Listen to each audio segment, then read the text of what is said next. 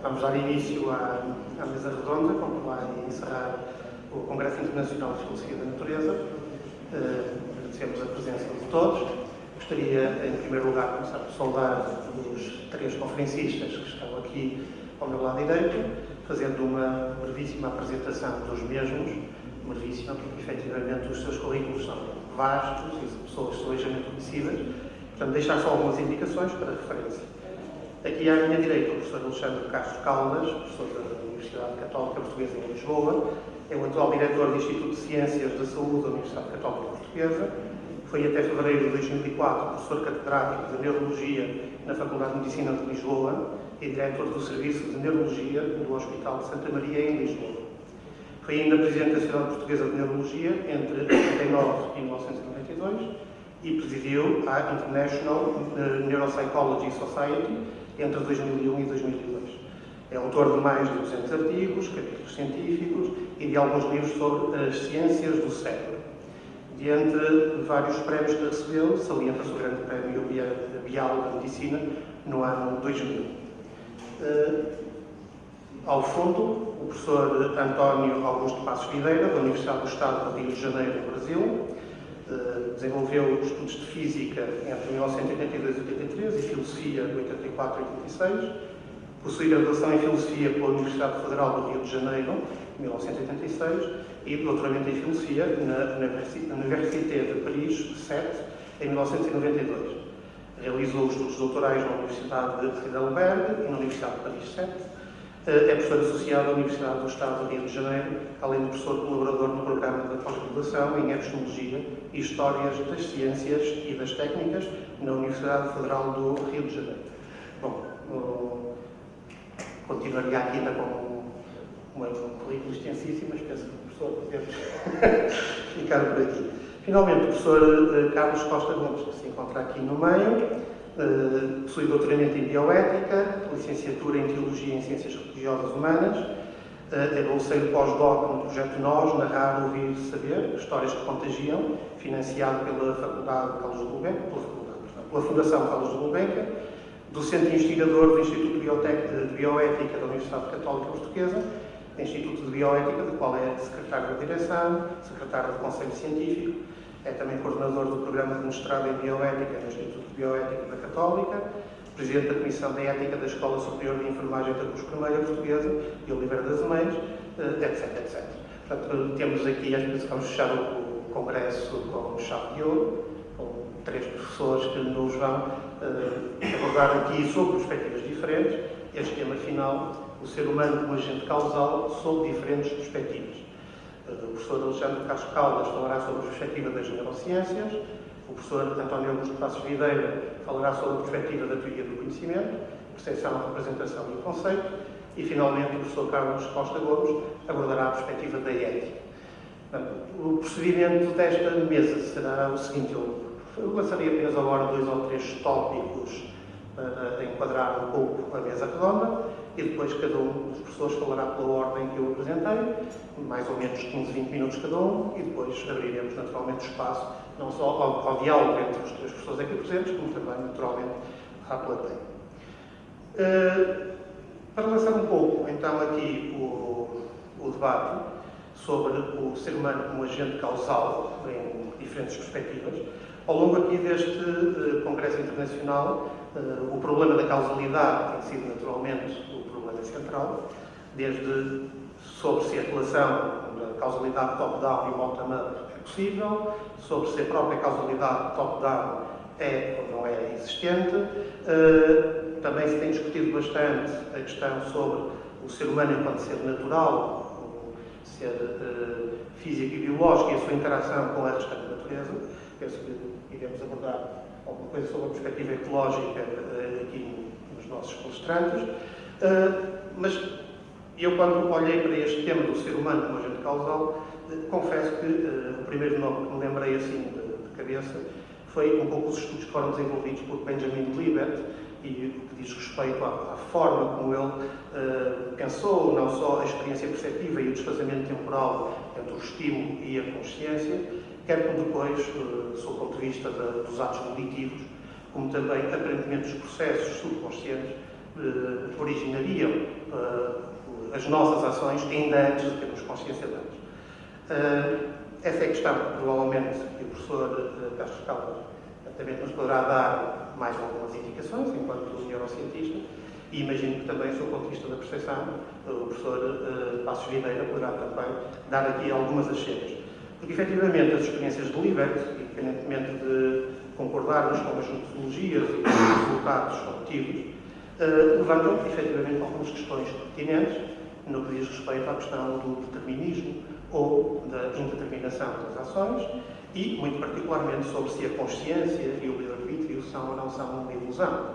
E, portanto, nesse sentido, perceber até que ponto a liberdade humana continua a estar ou não presente na nossa interação com os outros, com a natureza e, naturalmente, com a nossa sociedade.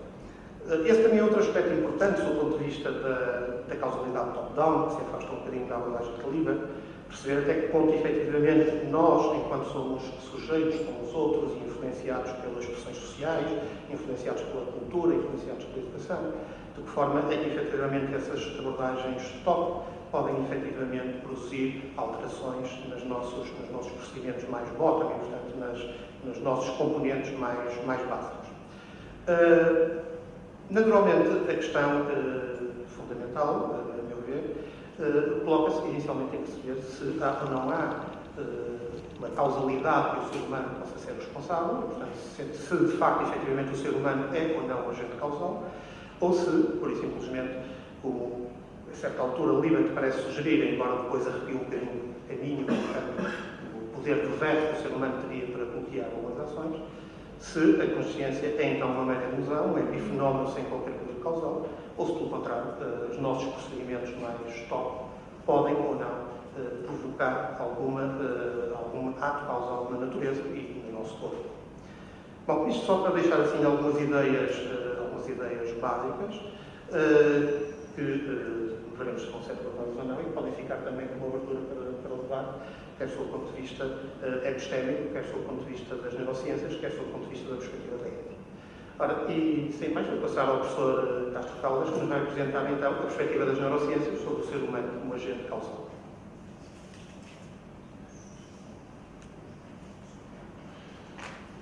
Muito obrigado.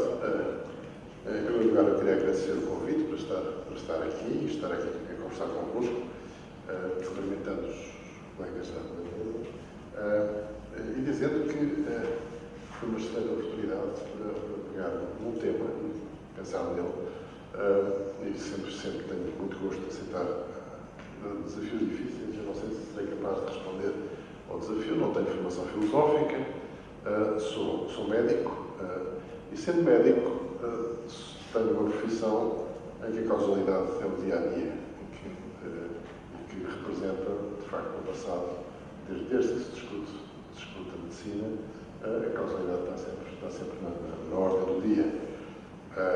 Considera-se talvez que o primeiro episódio, enfim, em que se estabeleceu uma relação causal das doenças terá sido talvez quando apareceram os micróbios, quando apareceu sobretudo os postulados de Koch para a tuberculose, em que eu defini quais é que eram as etapas para fazer o diagnóstico e, portanto, aí se começou a perceber que havia, de facto, relações entre ocorrências biológicas responsáveis pelo aparecimento de doenças e, portanto, de certa maneira, entrou-se nessa discussão.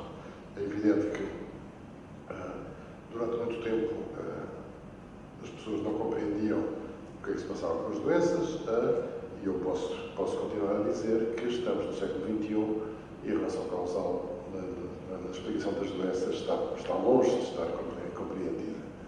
Só para vos dar uma ideia, é que considera-se que 2/3 dos cancros são considerados por acaso. Portanto, se são considerados por acaso, não há relação causal proposta e, portanto, eu costumo dizer que não é por acaso, é por ignorância, a nossa ignorância. E, portanto, este está na ordem do dia, sendo naturalmente neurologista e interessado nas neurociências de comportamento, é essa área que mais me tem preocupado, tem tentar perceber o que é que se passa no comportamento humano e nas funções cerebrais nessa perspectiva.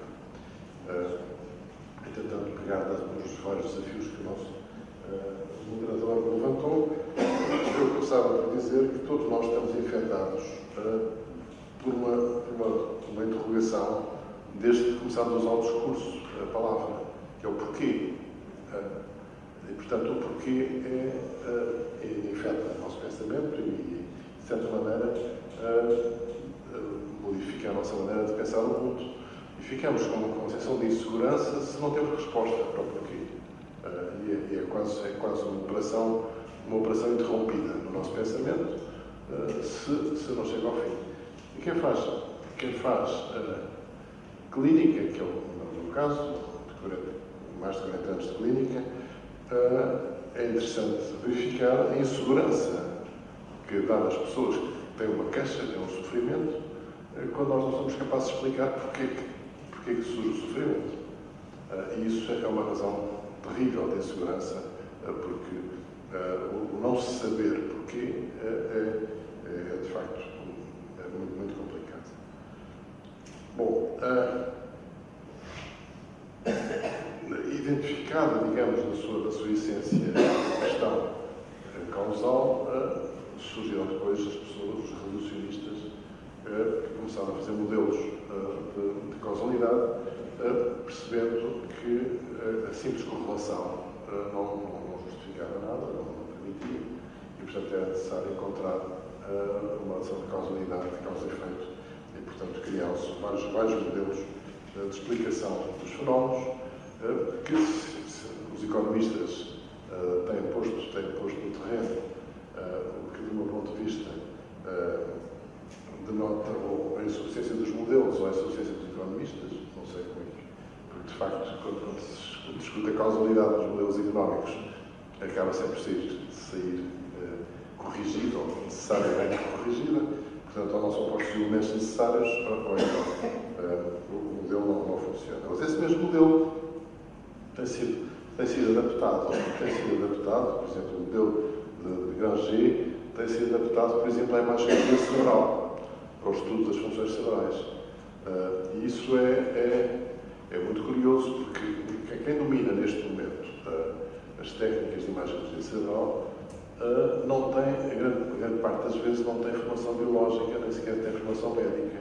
São matemáticos puros, são físicos, e, portanto, usam os dados de uma forma reducionista e muito básica, e tentam pôr equações de relação entre aquilo que se passa nestes métodos, em que nós somos capazes de identificar na função cerebral fontes de atividade ou sinais de atividade em várias zonas, e depois aplicam-se equações a isso, tendo em conta o tempo do aparecimento e a intensidade do fenómeno, e com isso mete-se na equação e estuda-se o sentido da informação dentro do cérebro, de onde é que vai, se vai de um sítio para o outro, se é uma coisa antes da outra, o que é que precede, o que é que segue, como é que a operação se decorre dentro do cérebro. Mas ninguém se pergunta qual é que é a relação entre o fenómeno mental e o fenómeno físico. E, portanto, essa para mim continua a ser a pergunta crucial. Eu não tenho nenhuma equação de relação entre o fenómeno mental e o fenómeno físico mensurável no cérebro. Curiosamente, eu digo que não. Eu produzo o comportamento, eu produzo o pensamento, produzo a atividade cerebral porque estas células se movimentam. Sim, senhor. Mas eu, por exemplo, sou capaz de pôr um primata sem linguagem no hominídeo a ouvir linguagem e o primata ativa algumas das áreas idênticas às humanas, mas não faz, ou não quer dizer o que é que está a perceber, portanto está a brincar connosco, alguns orangotangos parece que estão a brincar connosco, mas a verdade é que eu não sei o que ele faz a essa informação, mas que ela ativa zonas do cérebro, ativa. Portanto, estamos muito longe ainda de perceber, embora as pessoas que digam que existe um neurónio relacionado com um tema específico e que ativa quando se diz aquilo, isso não me admira muito, porque é o som e o som é aprendido, portanto o som é físico, entra lá dentro, vai ativar aquilo, mas o fenómeno mental não é isso. O fenómeno mental é depois disso. O que acontece depois disso. E, portanto, nós podemos dizer que ainda falta conhecer muito de como é que as coisas funcionam. Não são só redes neuronais que nós temos cá dentro, temos, muito provavelmente, outros sistemas que nos escapam completamente. Só para dar uma ideia, foi descoberto num roedor um superneurónio, que é uma coisa que não foi encontrada nos humanos, mas já existe nos roedores, que são um grupo de neurónios que estão ligados com tudo, dentro do cérebro. Da ideia que são os controladores gerais de toda a atividade. Portanto, têm ligações por todo lado. Portanto, são neurónios gigantes. Se calhar nós também temos alguns desses. E, por outro lado, temos outros sistemas que não são neuronais e que são adjuvantes do funcionamento do cérebro. E há um que é crucial nestas situações, que é o sistema endócrino. O sistema endócrino é um parceiro fundamental da função do nosso comportamento e todo o corpo. E o que nós temos é que pensar, e assim eu vejo, que nós somos herdeiros de uma evolução longa de várias espécies e temos cá mecanismos que são parceiros de coisas que acontecem noutros animais. Quando nós pensamos, por exemplo, nas emoções, na reação do cérebro à emoção, como é que se funciona? Porque é que, se eu vir um leão, tenho uma reação emocional? Porque é que eu tenho uma resposta endócrina de libertação da adrenalina? Porque é que sobe a tensão? Porque é que bate o coração? E há pessoas que dirão não, porque nós sabemos muito bem que o leão pode ser agressivo, pode comer as pessoas, e portanto temos histórias múltiplas que aprendemos. Mas a verdade é que se eu pegar num primata, que por tradição tem um medo das cobras muito grande, e se eu puser à frente de um computador tenho só pontos a fazer a reputação de uma cobra, ele tem uma reação exatamente idêntica. Portanto, não viu cobra nenhuma, mas uma informação que é muito primária. E ele não faz ideia que aquilo é uma cobra, mas tem uma reação primária. Portanto, nós temos cá reações que são leituras que o corpo faz e que depois nós interpretamos. E, portanto, a interpretação da reação do corpo é que nos dá a consciência. E a consciência é que é o fenómeno mais difícil de perceber, que ninguém percebe o que é a consciência. Por mais que se escrevam livros sobre consciência, eu acho que estamos longíssimos. Então, os neurocientistas estão longíssimos, talvez os filósofos estejam mais próximos de perceber o que é a consciência. Mas a neurociência ainda não conseguiu perceber isso. E, portanto, eu acho que esse é um ponto que nós temos de ter em consideração, é perceber que há, de facto, uma sequência de eventos que são reativos em relação ao mundo exterior, portanto, quer por via emocional, quer por via sensorial, e que têm respostas. A via emocional parece mais forte, como exemplo, mas se formos à via sensorial, nós temos um sistema muito curioso, que é um sistema chamado neurónios espelho, que nos permite reproduzir internamente o movimento dos outros. Isto é, através quer da visão, quer da audição, nós somos capazes de reproduzir internamente o componente motor dessa ação. Mas só fazemos isso quando entendemos o significado e a intenção do movimento. E esse ponto é muito curioso. Se eu não entender a intenção do movimento, eu não reproduzo internamente aquilo que se passa. Embora possa ser levado a fazer isso e aprendendo. Pode-se fazer a aprendizagem. Mas há aqui qualquer coisa muito automático, em que, para eu perceber o que é que o outro está a fazer, eu reproduzo internamente, automaticamente, aquilo que se passa. É o que está a acontecer neste momento, a quem está a ouvir a linguagem, está a reproduzir internamente todo o discurso, e essa reprodução é que permite fazer a compreensão. Porque reproduz internamente aquilo que compreende o que está a acontecer. Evidentemente que temos um sistema que bloqueia a saída motora, e portanto não sai, mas estamos a fazer a leitura dessa forma. E, portanto, este mecanismo general de espelho digamos, é automático. Nós não conseguimos controlar. Portanto, esse é outro ponto que pode servir aqui para fazermos uma discussão. Fica aqui um ponto ainda que eu acho que devemos acrescentar, que é a discussão, de facto, se existe uma intenção do cérebro, se nós temos uma intenção, se somos capazes de ter livre-arbítrio. Eu tenho usado um argumento curioso, eu não sei se será bem aceito, mas a verdade é que nós produzimos involuntariamente pensamento. Quando estamos a sonhar, o sonho é sentido com curiosidade, quando acordamos ainda durante o sonho. Como é que eu estava a fazer isto? E, portanto, isso representa, não é uma relação diretamente relacionada com o evento, mas é uma atividade própria do cérebro, que tem um trabalho eu diria que é pré-cognitivo ou protocognitivo, porque o que o cérebro está a fazer é arrumar a informação durante o sonho. E, portanto, eu tenho uma iniciativa própria que me permite dizer, eu tive esta experiência durante o dia, vou arrumar a experiência de acordo com o meu passado e vou sonhando, estou a ativar aquilo que eu vou precisando para ser capaz de guardar essa informação. E, portanto, talvez que possa ser um bom argumento para dizer que nós temos iniciativa de pensamento que não resulta diretamente de uma estimulação externa. Pode estar eventualmente ligada com sinais do corpo também. Portanto, eu sou capaz de ter alguma iniciativa consciente resultado de sinais do corpo. Mas esta é claramente só cerebral, não deve ser de sinais do corpo. Portanto, eu acho que esse pode ser um argumento interessante, podemos falar um bocadinho sobre esse aspecto. E, portanto, eu diria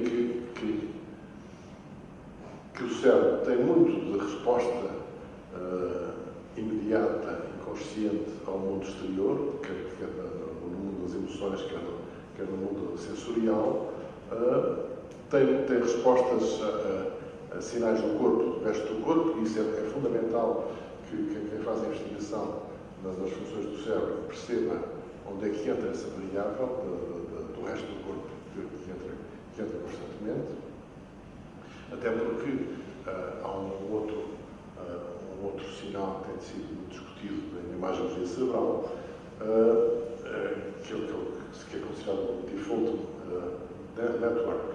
Isto é, default mode network, que corresponde ao estado de base da ativação do cérebro antes de fazer qualquer coisa. Isso varia de pessoa para pessoa, o que é muito curioso. O estado em que a pessoa está. Essa variação do estado pode ser também um sinal para nós interpretarmos como uma personalidade. Isto é, aquilo é a maneira da pessoa estar. Agora, o que é que isso significa? Que áreas estão ativadas? Perceber isso exatamente é um pouco difícil. Um argumento ainda interessante da iniciativa do cérebro para produzir comportamentos são as doenças mentais. A esquizofrenia e as doenças complicadas que fazem com que o cérebro tenha uma produção desligada completamente da realidade e que seja ele próprio que a produz e que tenha a liberdade de produzir isso. E, portanto, que não está pautado pela informação que vem do exterior e, portanto, corresponde a uma certa autonomia. Eu não sei, passámos 15 minutos, eu não sei ficar aqui alguns temas, acho que podemos depois conversar um pouco mais. Muito obrigado. Muito bem, então passaríamos ao professor António Augusto Passos Videira para nos falar da perspectiva da teoria do conhecimento. Provavelmente vou usar 20 minutos, quando chegar aos 15 você me avisa. Bom, boa tarde a todos. Quero agradecer a oportunidade de participar dessa mesa redonda. Também quero pedir desculpas por ter provocado o atraso do seu início, né, em função de alguns pequenos problemas aqui no computador.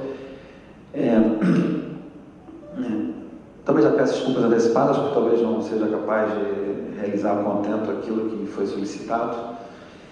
Bom, e não é fácil abordar um assunto tão complexo como esse, o ser humano como agente causal, ainda mais numa perspectiva da teoria do conhecimento. Tendo em vista o tempo que me foi concedido, eu vou tentar respeitar a solicitação que foi feita, mas eu não vou falar sobre percepção, representação do conceito. Eu vou me limitar a tentar oferecer algumas informações algumas ideias a partir da noção de percepção.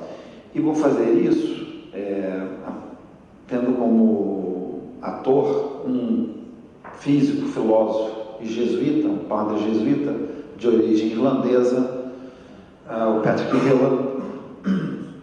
E não há muito tempo, eu em conjunto com 2 ex-alunos meus de doutorado, nós 3 publicamos um trabalho sobre ele. Talvez seja uma boa oportunidade de divulgar algumas das ideias do Patrick Hillan num ambiente como esse. É um autor interessante, não é um autor, eu diria, de fácil compreensão. Não sei se eu compreendi algumas das coisas que ele afirmou, mas mesmo assim eu me atrevo a trazê-lo aqui como o responsável pelas ideias que eu vou apresentar. Eu vou ler o texto e eu espero que faça algum sentido. Na verdade, esse texto é uma seleção extremamente arbitrária de algumas passagens deste trabalho que foi publicado recentemente na Revista Portuguesa de Filosofia.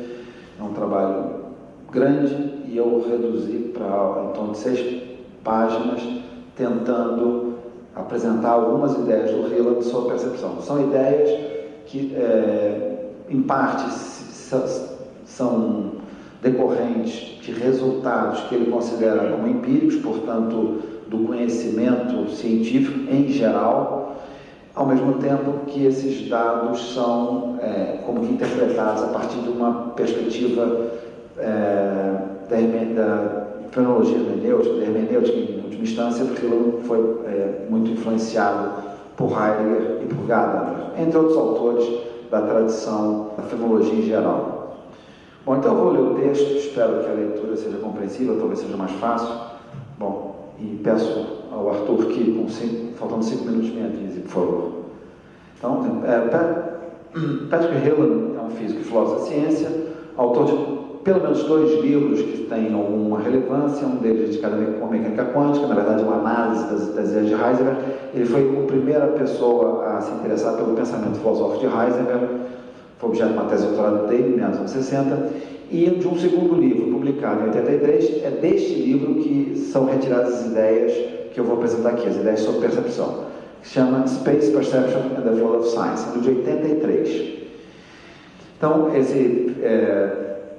Então, ele desenvolveu uma teoria da ciência que busca atender às demandas tanto da filosofia analítica quanto da fenomenologia, em que pese o fato de ser fundamentalmente, digamos, influenciado pela fenomenologia. A filosofia analítica aqui entra fundamentalmente como uma questão de respeitar um certo naturalismo, é como se fosse uma estratégia de ação do Hillan.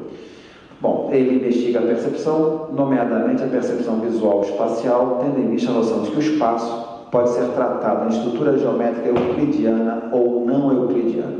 Para tanto, Hillan lança a mão no método fenomenológico, buscando alinhavar seus raciocínios, utilizando estrutura e vocabulário aceitáveis à filosofia analítica, como também lançando mão das evidências científicas disponíveis em seu tempo. Hillan é um exemplo de um físico-filósofo, um cientista-filósofo. Né? Ele investiga questões cruciais com a natureza da percepção, relação da percepção com as teorias científicas e com a apreensão do real, ou seja, questões epistemológicas e, acima de tudo, ontológicas, no sentido dado pela fenomenologia hermenêutica. Essas questões ele busca tratar dessas questões utilizando todo arcabouço disponível, seja filosófico, seja científico. Bom, nessa obra de 83, Space Perception and the Field of Science, há um capítulo dedicado à percepção e ele Hillan esclarece que visa uma filosofia da ciência que tem como base a percepção. Ele concede, portanto, primazia à percepção. É sabido que sua abordagem em relação à filosofia da ciência é elaborada, como eu já disse mais uma vez, nos marcos da fenomenologia. Bom, então vamos lá. Hillan sustenta que um ato de percepção termina e eu vou citá-lo aqui algumas vezes, né, como se tratando de uma tentativa de também divulgá-lo. Então ele afirma, as palavras são dele, obviamente as traduções são minhas e dos meus colaboradores, Então, repetindo, Hillel sustenta que um ato de percepção termina não em sensações ou ideias elementares, ou aparência ou o que é percebido, representações ou outros conteúdos mentais, fim de citação. Ele afirma que o ato de percepção termina com a realidade ela própria por meio da identidade intencional. Ele nos diz aquilo que é percebido em um estado do mundo e não apenas uma representação. Aquilo que é percebido é um estado do mundo e não apenas uma representação desse estado. Considerando que o ato de percepção possui vínculo com a própria realidade por meio da identidade intencional, Hillel defende que a realidade a ser atingida não é um estado de coisa independente da atividade humana, da cultura ou da história. Objetos percebidos se apresentam em si mesmos àqueles que percebem o ato de percepção como diretamente dados. Sendo um mundo de domínio público, objetos percebidos pertencem ao domínio público e não a algum domínio privado. Isto é, em outras palavras, a percepção não é isenta ou independente da atividade, seja ela cultural, histórica, humana, vinculando-se a essas atividades independente e, portanto, à identidade intencional.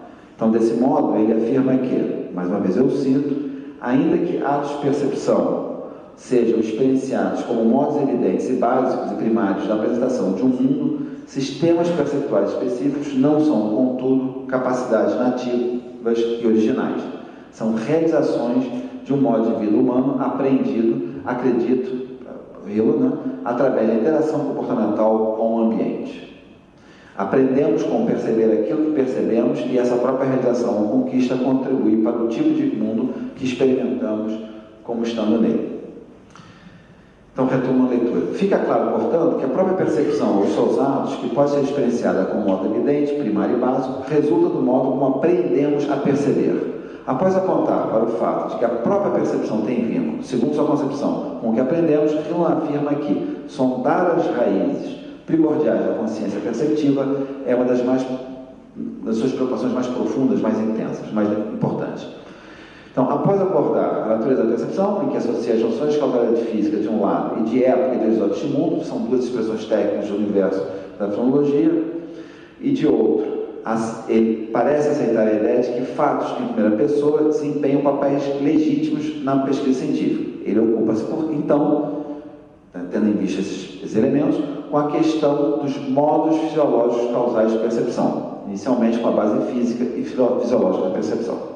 Essa preocupação em respeitar essa, digamos, base científica, particular física e fisiológica da percepção, é motivada por sua busca em encontrar uma base factual científica para a sua apresentação dessas questões em termos filosóficos. O sistema sensorial, segundo ele, é composto por processos psicológicos somáticos que estão aptos a ressoar estruturas específicas luminosas dos objetos físicos próprios do contexto desses objetos no mundo. Então, mais uma vez eu cito a palavra a Patrick Hillel, ele nos afirma que em qualquer modelo de percepção, o sistema sensorial, o que inclui os processos somáticos e fisiológicos da percepção, está preparado, de algum modo, para ressoar em resposta a uma estrutura de luz, de alguma fonte luminosa apropriada e específica a um objeto físico no seu plano de mundo no mundo. Com isso, Hillel quer dizer que o nosso sistema fisiológico responde, devido à sua estrutura, aos estímulos luminosos apropriados. As luzes variam com os objetos que as emitem, isto é, a variação daquilo que se percebe visualmente tem causas ambientais ou físicas. A afinação dessa ressonância a estímulo específico é produto de aprendizado. O aprendizado tem base nas habilidades do sujeito, nas estruturas do ambiente e no meio cultural no qual a percepção é aprendida. A ressonância é uma resposta aos processos somáticos ao estímulo e é cognitivamente orientada, leva ainda à projeção de um objeto perceptual sobre o horizonte do mundo e a percepção. Portanto, para Hillel, existe algo como uma adaptação de nossa percepção ao mundo. Segundo o autor, aprendemos a enxergar. Esse aprendizado se dá através do contato com os objetos do mundo. No primeiro momento desse aprendizado, esses objetos estão indiferenciados num plano de fundo. Aprendemos a identificá-los e esse processo é cultural, mas não só, pois também diz respeito à percepção em si, além desses dois fatores, ao próprio mundo, que também se impõe com suas características. De grosso modo, obviamente, como você pode perceber facilmente, ele não é um realista. Depois de afirmar que a percepção compreende os processos fisiológicos somáticos nos quais ressoam as estruturas específicas dos objetos e dizer que tal afirmação é resultado de aprendizado, apresenta os itens do que denomina de campo perceptivo de um ato de percepção. A emergência de um campo perceptual de um ato de percepção abrange os seguintes pontos. Então, são vários os pontos e eu vou mencioná-los, vou listá-los. Primeiro, a presença física do objeto percebido. Segundo, um estímulo específico. Terceiro, o envolvimento possível de processos somáticos ou tecnológicos essenciais à estruturação do canal de informação. Quarto ponto, a atividade de redes neurológicas também parte do canal de informação. Quinto ponto, um círculo hermenêutico específico, ou ainda, como ele também se refere a esse ponto, estrutura da intencionalidade dirigida ao reconhecimento do horizonte no e do qual o objeto é percebido como perfil.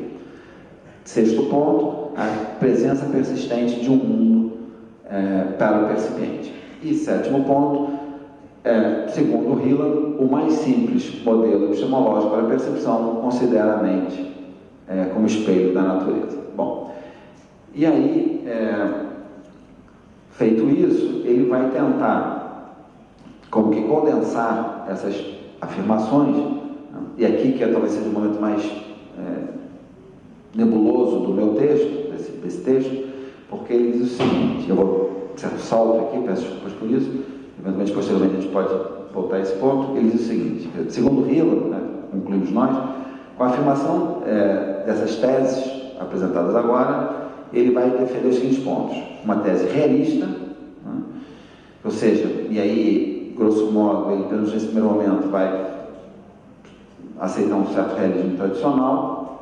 Depois ele vai ver as características que são atribuídas a esse realismo tradicional. Depois ele vai afirmar a tese do espaço objetivo. Então, o espaço possui estrutura geométrica e topológica que é euclidiana. E uma tese pictórica, que é aquilo que é conhecido no ato de percepção, é um conteúdo mental. Então, feito isso, vamos avançar algumas conclusões. É claro que esses três pontos finais aqui, ele vai olhar criticamente, tendo em vista o que eu rapidamente apresentei anteriormente. No fundo, a teoria da percepção do Hiller não é uma teoria da percepção que vai, por exemplo, aceitar que nós pensemos que a percepção entende a mente como espelho da natureza. Mas ele aceita para depois negar isso. Então, as questões, tentando também, de uma forma condensada, apresentar quais são as questões com as quais ele vai se ocupar, são as seguintes. Seria a realidade física essencialmente pictórica? Primeira questão. Segunda, na medida em que a realidade é percebida pictoricamente, seria privilegiada e dependente de estudo euclidiano do espaço cotidiano, do espaço científico, tal como é reivindicado pela cultura humana? Terceira questão. Quais são as condições subjetivas e objetivas que tornariam possível perceber a realidade de modo pictórico, mas não euclidiano?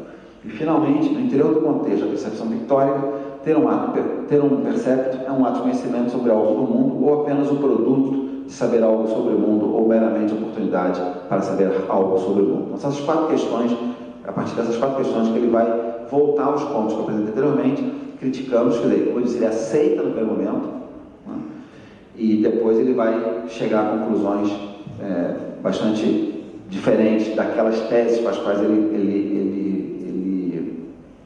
deu início, digamos, à sua discussão. Não falta muito, espero eu. Então, diz o seguinte: após as questões apresentadas, cada uma delas recebe tematização, e das abordagens realizadas chega a algumas conclusões. No final da primeira questão, Hiller afirma que o conhecimento perceptual não se dá sempre sob a forma da visão pictórica. Na segunda questão, a conclusão de que a espacialidade, e aqui ele se afirma sendo um seguidor, um continuador do Merleau-Ponty, ele afirma que a espacialidade é aspecto de todos os mundos predicativos anterior a todas as relações métricas e geométricas. O mundo descrito pela geometria de Euclides é o mundo da física clássica. A resposta à terceira pergunta é relativa à possibilidade de uma percepção não euclidiana. Ele diz o seguinte, os termos são dele: a grande maioria dos objetos dos nossos mundos euclidianos permaneceria com objetos identificáveis em espaços visuais hiperbólicos. E, como quarta conclusão, ele afirma que ele diz que aceitaria uma posição convencionalista, ou seja, a geometria visual parabólica é privilegiada para o observador a olho nu, ainda que privilegiada, não é a única geometria de percepção. Então, ele diz, a percepção visual é plástica. A capacidade para a visão euclidiana é mediada pelos produtos de praxis tecnológica euclidiana universal, pela carpintaria do mundo, é uma expressão um pouco complicada de ser compreendida. Nós aqui preferimos seguir uma tradução literal em que vivemos. Bom, a nossa percepção, portanto, é moldada não apenas pela lógica, pela matemática, mas também por praxis tecnológica apropriada, que por sua vez é construída a partir de um modelo lógico matemático específico. E a quinta conclusão, ele diz assim, que ainda assim, ter um percepto não constitui, estar na posse do conhecimento. Conhecimento proposicional proposicional, e de que um percepto, um perfil individual, é uma função interior de um juízo. Bom, então, Patrick Hill, tem quantos minutos? 5.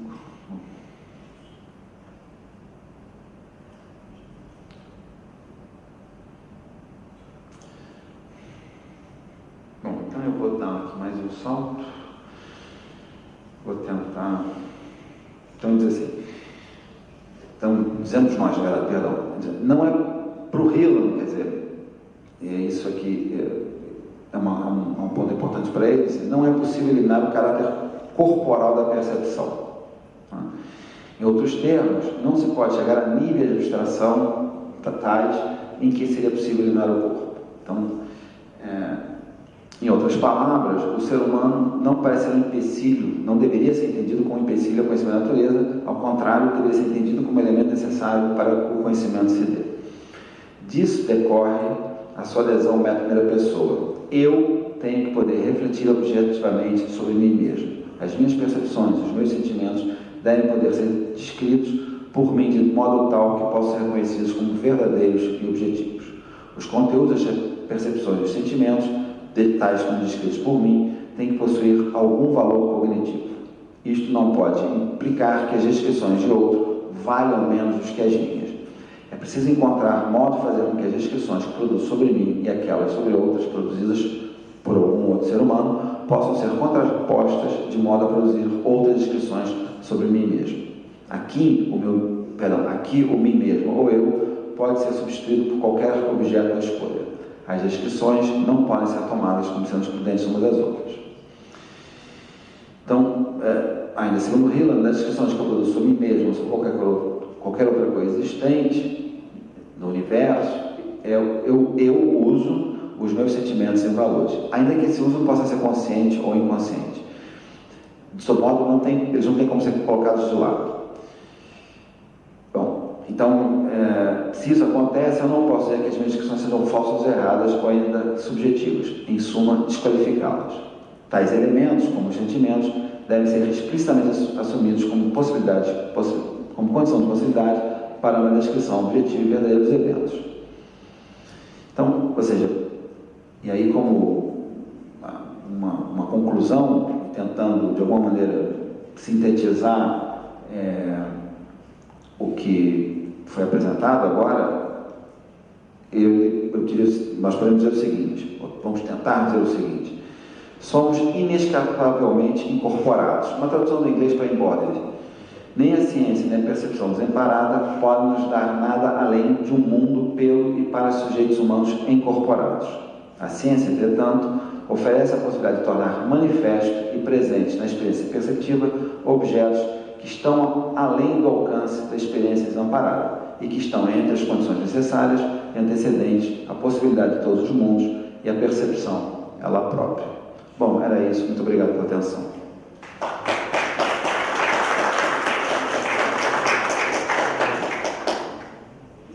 Dou agora a palavra ao professor Carlos Gomes, que irá nos dar a perspectiva ética. Muito boa tarde a todos e a todas. Antes dos mais, agradecer também o convite. Certamente no vosso programa está um outro nome, Ana Sofia Carvalho, como devem ter reparado, não sou eu, mas agora com estas leis de alteração de género, às vezes até poderia haver alguma. Poderia haver aqui alguma. Enfim. Agradecer o convite que foi feito à Universidade Católica, nomeadamente ao Instituto de Bioética, cumprimentar a organização deste Congresso Internacional e também dar os cumprimentos da professora Ana Sofia, que por compromissos em estar na Comissão Europeia não teve assim atenção e, de facto, não pode estar aqui presente, mas creio que coube a mim este desafio e que vou tentar, numa perspectiva ética, traçar aqui algumas ideias sobre esta questão. Em primeiro lugar, é uma honra estar aqui ao lado do professor Carlos de Caldas, enfim, que já nos falou aqui um bocadinho desta coisa, desta neurobiologia, enfim, que eu não me atrevo nem sequer a entrar por esses caminhos, que também, no lado direito, o professor António Videira e, neste caso, o nosso moderador, o Dr. António Galvão. O tema que nos trago aqui, nesta perspectiva ética, e quando é colocado o desafio sobre esta ideia de causa, qual é a causa de nós estarmos aqui? E porquê é que estamos aqui? A colocar em causa, talvez, o uso que o homem faz da própria natureza. Portanto, colocamos em causa logo, à partida, quem é este agente causal que nos causa, ou que nos coloca em causa, para hoje nos reunir aqui a falar desta natureza. Será que o homem é um lugar no meio da natureza? Melhor, o lugar do homem será fora desta natureza? É uma questão que se pode colocar. Até que ponto o homem tem sido este construtor ou este destrutor do habitat onde foi colocado? Portanto, se aquilo que antes, na nossa percepção, e não vou entrar nestes caminhos da filosofia de conhecimento, o mundo era melhor, ou era mais natural, o que é que nos leva a preocupar, ou qual é a nossa obrigação de termos um mundo mais artificial? Já para não falar na inteligência artificial. E por aí. Bem, mas eu começava a dizer, eu sou homem, e pelo que nada, o que for humano, poderei considerar como sendo alheio a mim. A ideia já falava, na Carta ao Humanismo, refletir para que o homem seja humano e não inumano, bárbaro, fora da sua essência. E o que é que nós temos vindo a assistir na evolução desta sociedade, na evolução da história da humanidade? Portanto, resumidamente, e de acordo com a ideia, são humanistas aqueles que se dedicam ao estudo e à ação desta espantosa complexidade que é o ser humano, na sua essência, viajando desde a sua ontologia até a sua estruturação ética. Fica aqui sempre, Sr. Professor, se a consciência, o que é a consciência, se há o livre-arbítrio, ou se as nossas decisões já são, diria, biológicas e não tanto a liberdade que temos de tomar as decisões, mas elas já são tomadas, vamos a gente decidir. Ou pensar para decidir. Não sei. A nossa concepção de homem, na perspectiva de uma ontologia biológica, habitualmente estagia 9 meses acolhido no corpo da mãe. Sai para o mundo e inicia um processo de desenvolvimento que se manifesta no tempo que lhe é dado a viver até à morte. Este desenvolvimento no ser humano dá-lhe uma especial categoria ontológica. Da sua constituição biológica, e não vou entrar por aqui, o cérebro humano dispõe de uma certa área com poucos milhões de neurónios que fazem toda a diferença, que é o cérebro executivo, basta ler Goldberg, que é quase como um maestro de uma grande categoria ou de uma grande orquestra cerebral que regula a ativação de grupos de neurónios e das suas múltiplas redes sinápticas para que as decisões humanas sejam uma sinfonia coerente e rica de significado, quer racional, quer emocional. É por esta via que o ser humano elabora e modela as suas decisões.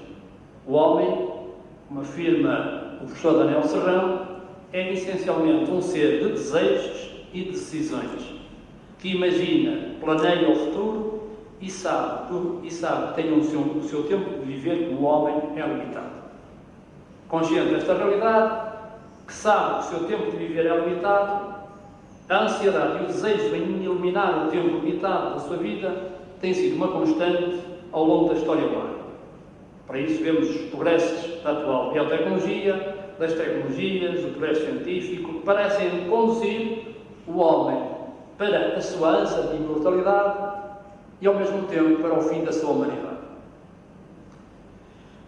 E vamos já ao princípio. Desde cedo o homem concluiu que queria dominar o homem. Eu já não digo o mundo. Desde cedo o homem concluiu que queria dominar o homem e foi expulso do jardim das delícias. Esta ânsia de dominação leva-lhe a matar o próximo. É assim, desde a sua origem. O homem, ou no homem, está esta ânsia da posse e do poder. Todavia, nunca como hoje, o homem, na procura de dominar o mundo que o acolheu gratuitamente, está a passos largos de ser expulso da sua humanidade. É evidente que o ser humano já não está no jardim das delícias. Este território já é um paraíso perdido. O ser humano encontra-se já num diálogo homem-quase-máquina, que depende de um sistema económico que o cria. Este homem que recebeu de graça ao mundo e o seu próximo viaja a um ritmo estonteante e rapidamente para um mundo sem humanidade e até sem trabalho, onde os problemas serão resolvidos pela tecnologia e por aí, com esta abundância universal que o novo desenvolvimento científico nos traz, ou nos parece trazer.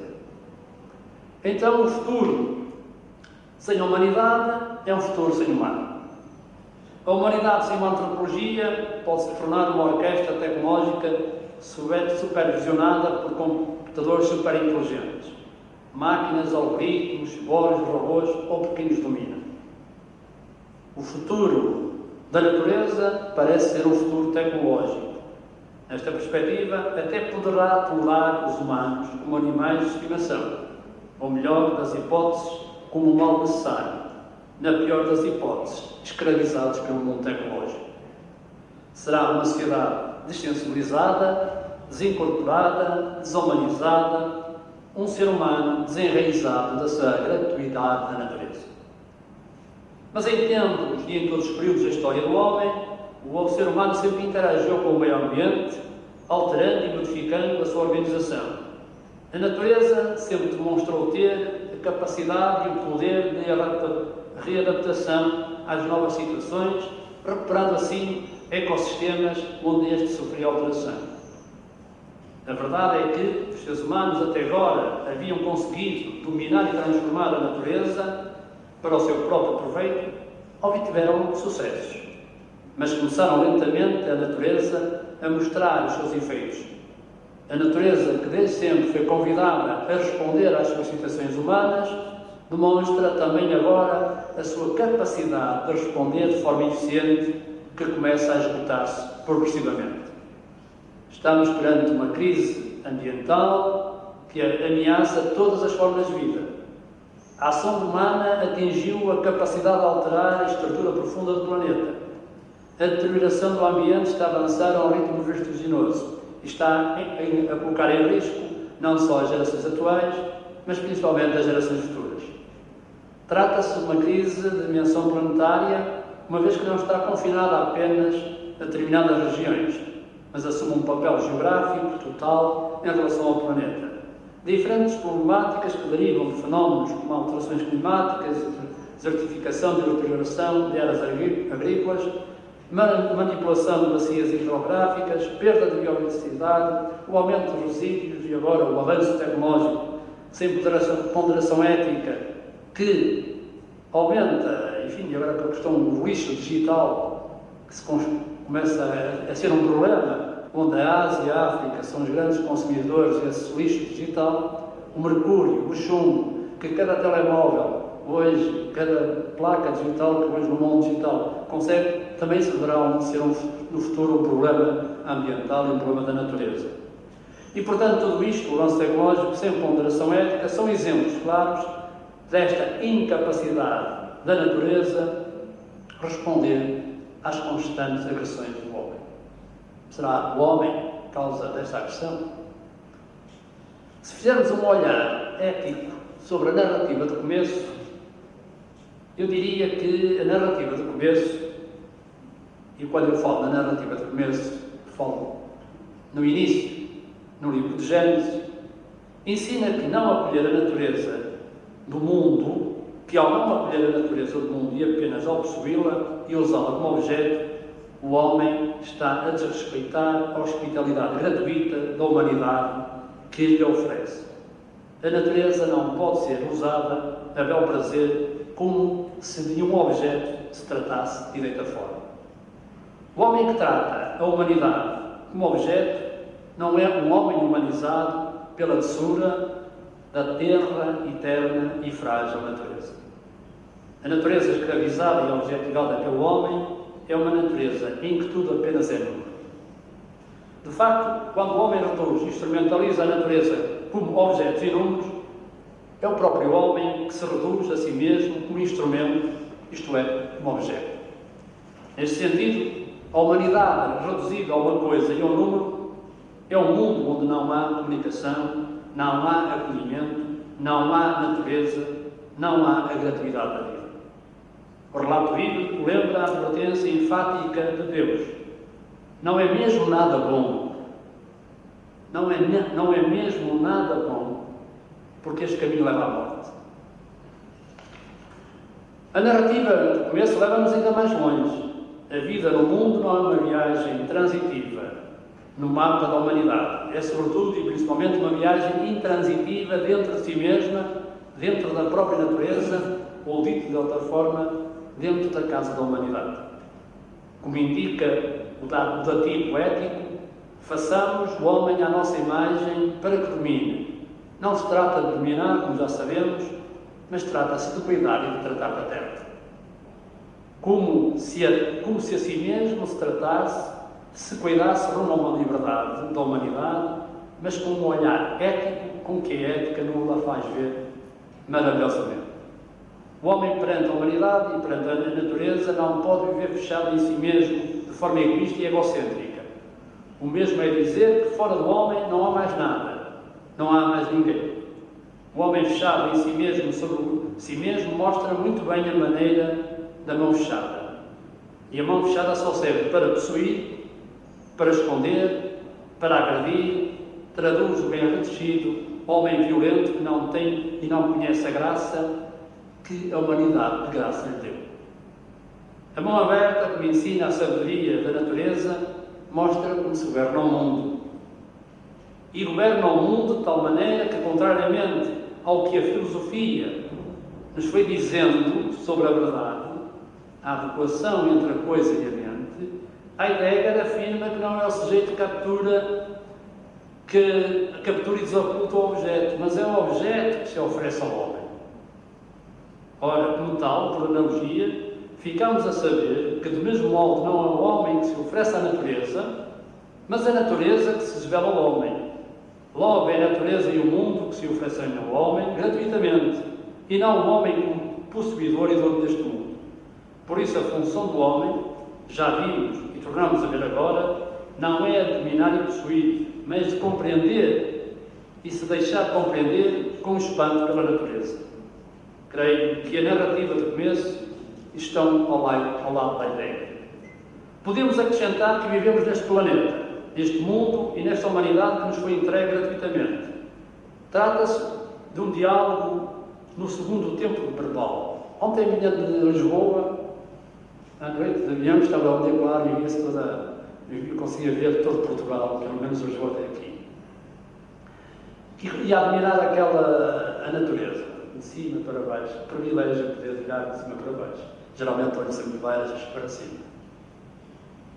E lembrem-me desta expressão, é um diálogo tu a tu, homem e natureza, no qual o segundo tu, a natureza, se coloca debaixo do primeiro tu do homem, para que o primeiro tu nela possa passear e não pisar.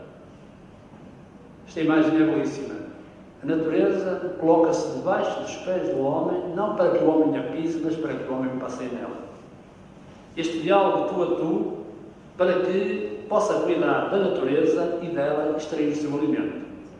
Este diálogo tu a tu não é um diálogo de mãos abertas bidirecional. É um diálogo para ser recebido, e na linguagem de António Couto, para ser acolhido, para ser acariciado, para ser repartido, para ser condividido e nunca destruído. Nesta perspectiva, creio que a ética tem uma palavra a dizer. Comemos uma comunidade humana, comportamento ético deve espelhar o respeito pela dignidade e pelos direitos básicos de cada homem. A vida humana é ferida na sua dignidade através de uma cultura relativista, quando tudo é remetido para aquilo que é mais útil. Porque a natureza é una e indivisível, o homem é complemento desta natureza. Logo, a natureza não pode ser separada do ser humano, enquanto ser ético e moral, este princípio de integridade, enquanto ser capaz de avaliar pela sua inteligência reflexiva, e também numa linguagem de Soroniano, numa linguagem de Daniel Serrano, avaliar pela sua inteligência reflexiva o bem e o mal, o certo e o errado, o apropriado e o inapropriado. Assim sendo, se por um lado o problema da relação da natureza não pode nunca ser separado da questão da educação, da cultura, da pobreza e de todas as formas socioeconómicas mais desfavorecidas, formas essas que abundam, problemas humanitários para os quais a ética está desperta, por outro lado, desenvolvimento sustentável, adequado de maneira a aplicar um princípio de justiça, um princípio ético de justiça equitativa e distributiva. Dar a cada um segundo a sua circunstância. E, portanto, em vez de alimentar uma cultura descartável, cultura esta promovida por muitas vezes por organizações internacionais no âmbito do controle populacional da saúde reprodutiva como solução para eliminar a pobreza. Contudo, o problema está na injusta distribuição da riqueza e de recursos como consequente impacto ambiental e não na superpopulação. O homem que realiza a sua ação sobre a natureza é responsável pelas ações, o princípio da responsabilidade. O homem é, nesse sentido, protagonista, autonomia e autodeterminação e vítima desta mudança. E, ao mesmo tempo, do desequilíbrio natureza-ecológico, tal como conhecemos e que afeta a humanidade. Por esta razão, porque afeta a humanidade, a questão ecológica já não é só um problema da natureza, mas é um problema ético-moral porque se refere à atividade do homem sobre a mesma natureza. Em última instância, podemos dizer que todo o avanço tecnológico da atividade humana vem privando a natureza da sua naturalidade. É necessário criar pontes éticas entre uma ética médica, ou diria de uma ciência médica que prolonga a vida e automaticamente também cria desajustes, uma ética social, esta ética ambiental, sobre uma ética agrícola, sobre uma ética religiosa, sobre uma ética capitalista ou económica e do trabalho. A ética, apesar de não ter a terra prometida, tem a aspiração de escrever a terra prometida. Hoje, como ontem, ou mais hoje do que ontem, há uma necessidade de reforçar a conduta ética em relação à natureza. Torna-se necessário criar uma consciência. Mas o que é isso de consciência, Sr. Professor? Era a pergunta colocada. O que é isso de consciência? Uma consciência ética dos problemas ambientais, do modo como o ser humano deve não reagir. É sempre uma reação, dizia o Sr. Professor, mas agir. A reação é sempre depois. E, portanto, como deve agir para ultrapassar estes problemas. E, para não me alongar muito, apenas citar aspectos de uma ética que considero que seja aquela mais apropriada para não estar aqui a desfiar um conjunto de princípios éticos que poderiam estar associados ao que eu chamaria, e citando Aldo Leopoldo, uma ética da terra, que influenciou muito um autor na área da bioética, Van Potter, que viu nesta ética da terra a concretização de um conceito que nós chamamos de bioética. Uma bioética da sobrevivência. Uma bioética que tivesse em conta as ciências e os valores humanos ao novo conhecimento que a tecnologia havia fazendo avançar. E, portanto, Potter, nesta relação de uma ética da terra, chamava a atenção para a relação do homem, ou da relação perigosa do homem com a natureza. Ele chamava-lhe a imperfeição fatal ou o defeito fatal. Este defeito fatal leva muitas vezes a escolher e a preferir o que consideramos bom no curto prazo, mas sem cuidar dos prejuízos futuros. A queima diária de milhões de tonelidades de energia fóssil para fazer andar as pessoas e as coisas umas para os outros, está-se a revelar uma imperfeição fatal. Potter, ao proclamar esta ideia da bioética global, ou de uma ética global, convoca-nos de facto para uma responsabilidade também global, uma ética da sobrevivência. Mas estaremos nós, humanos, dispostos a assumi-la? Terá a humanidade ainda tempo e um caminho para voltar atrás?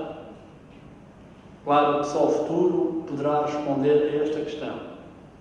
Citando este Van Potter, da bioética global, a humanidade necessita urgentemente de uma nova sabedoria que lhe proporcione usar o conhecimento ou um conhecimento como usar o conhecimento, para que a sobrevivência do homem e para uma melhor qualidade de vida da humanidade. Obrigado.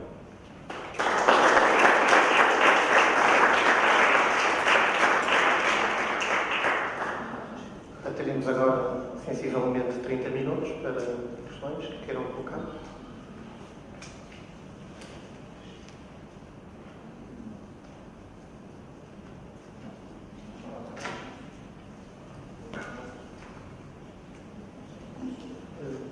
Para lá ao fundo, o professor Carlos Moraes, quer fazer uma questão? O microfone não está. So it's kind of embarrassing, but I have the microphone. I don't know where I put it. So does someone know where the microphone is? No, I don't think so. So try to. There is a second one. Yeah. Só gostava de manifestar o meu agradecimento pelas extraordinárias apresentações e, particularmente, como a questão do ênfase que colocaram na problemática da percepção. É um tema que me interessa especialmente. Obrigado. Então, e relativamente à problemática da percepção, que me interessa particularmente, porque creio que todos concordamos que sem percepção, de facto, não há relação com o mundo, não há as formas, enfim, elaboradas de nos articularmos com o real. Mas, no contexto da percepção, há uma questão que eu gostava de colocar à consideração da mesa, que é a problemática do virtual. Até que ponto é que a percepção do virtual, e como todos nós sabemos hoje, enfim, assistimos cada vez mais a uma virtualização do mundo, provavelmente, enfim, há uma porcentagem imensa de imagens que nós captamos, auditivas, visuais, etc., através dos novos média e que são, enfim, perguntamos se são reais, não são reais, são ficcionais, são imaginárias, são percepções de quê? Utiliza-se o termo virtual, como nós sabemos, mas este conceito virtual talvez, de facto, altere ou tenha que alterar substancialmente o próprio conceito da percepção, bem como o próprio conceito de realidade, obviamente, e de natureza.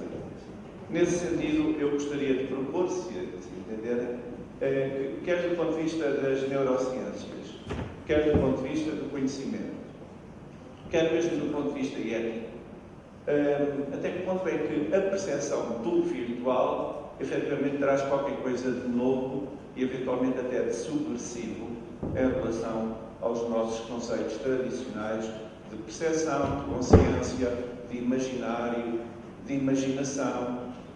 Estou a pensar muito no território das artes, que é provavelmente o laboratório mais eficaz da produção da imagem virtual e, de facto, não a fazendo coincidir com o conceito de sinestesia, eu gostaria de propor, se puder ser, que se pronunciassem sobre esta problemática do virtual.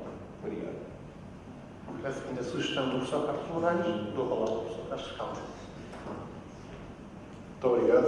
Eu acho que a questão é interessantíssima e é muito difícil Eu gostaria de começar por dizer um dado da própria embriologia e da formação do cérebro e da forma como o cérebro começa a funcionar dentro do embrião.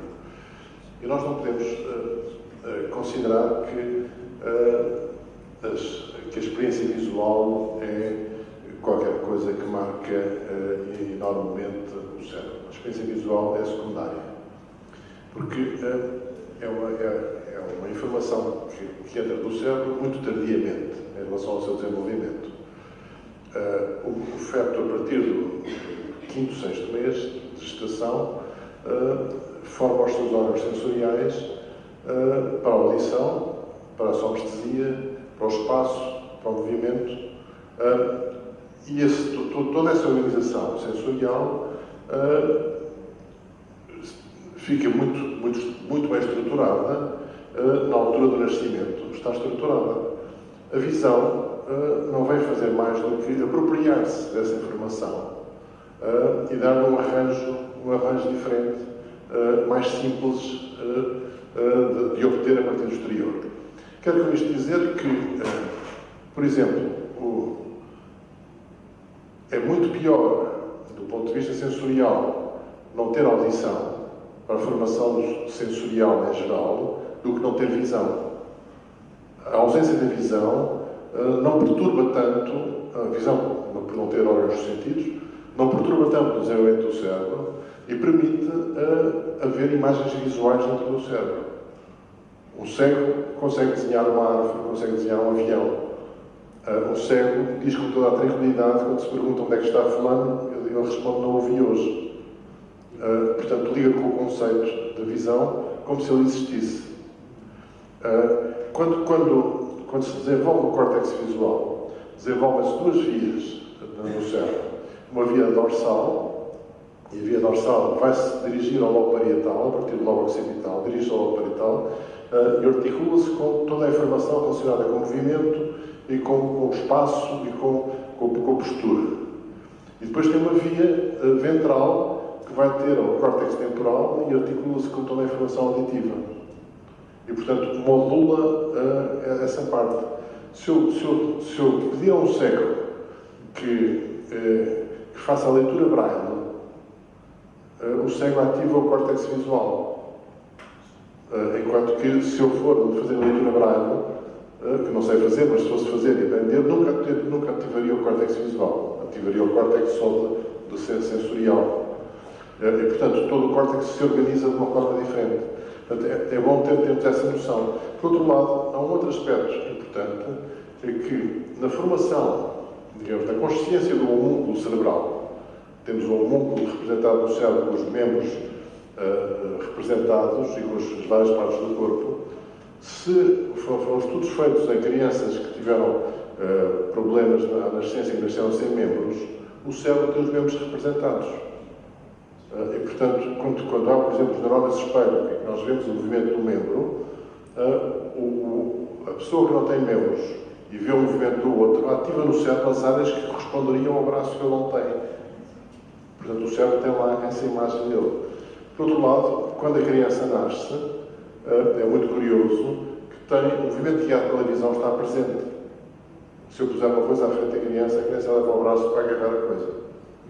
Esse movimento desaparece ao fim de algum tempo e volta a reaparecer mais tarde, quando a visão se organizou e se estruturou sobre o córtex. Portanto, está muito ainda por compreender como é que o cérebro vai gerando, se vai organizando nesse sentido. Por exemplo, o conceito de